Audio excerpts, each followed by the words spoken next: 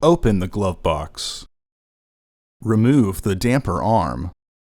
Push in on the sides of the glove box to release the stops and lower the glove box. Unclip the tab and slide the housing door to the right. Remove the old filter from the housing and clean out any debris inside. Insert your new filter into the housing with its arrow pointing up. This filter's arrows are not indicative of airflow direction. To reinstall the housing door, hook the left side into its catch, then reclip the tabs. Partially close the glove box to re-engage the stops. Reinstall the damper arm.